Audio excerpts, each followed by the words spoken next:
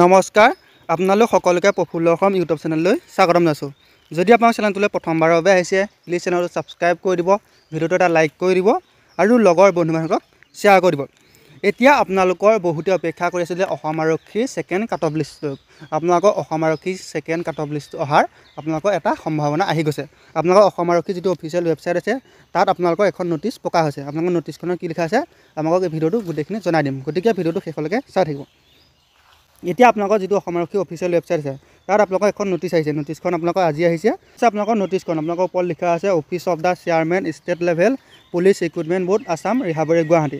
এতিয়া আপোনালোকৰ অসম আৰক্ষীৰ যি ABUB ৰিটেন টেষ্ট আপোনালোকৰ 23 মাৰ্চ তাৰিখে অনুষ্ঠিত হোৱাৰ কথা আছিল। আপোনালোকৰ এডমিট কাৰ্ড দিয়া কথা আছিল আপোনালোকৰ 17 মাৰ্চ তাৰিখে, কিন্তু আপোনালোকৰ সেই যিটো এক্সাম ডেট সেই এক্সাম ডেটটো আপোনালোকৰ পষ্টপন কৰিছে।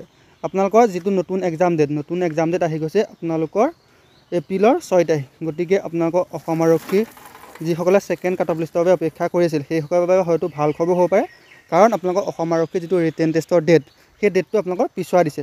আপোনালোকৰ এতিয়া নতুন ডেট দিছে 6/4/2025। আপোনালোকৰ এপ্ৰিলৰ 6 তাৰিখে ৰিটেন টেষ্ট অনুষ্ঠিত হ'ব আৰু আপোনালোকৰ যিটো এডমিট কাৰ্ডটো আপোনালোকে ডাউনলোড কৰিব পাৰিব আপোনালোকৰ এপ্ৰিলৰ 1 তাৰিখে দিনৰ 11টা বজাত। গতিকে আপোনালোকৰ বাবে বহুত ভাল খবৰ। আপোনালোকৰ অসম আৰক্ষীৰ যিটো ABUB ৰিটেন টেষ্টৰ ডেটটো আপোনালোকক পষ্টপন কৰি নতুন ডেট দি দিছে।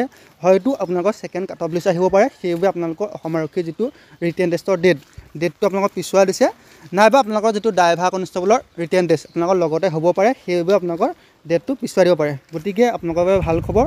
আপোনালোকৰ যিসকলে ছেকেণ্ড কাট অফ লিষ্টৰ বাবে অপেক্ষা কৰি আছিল সেইসকলৰ বাবে হয়তো ভাল খবৰ পাৰে।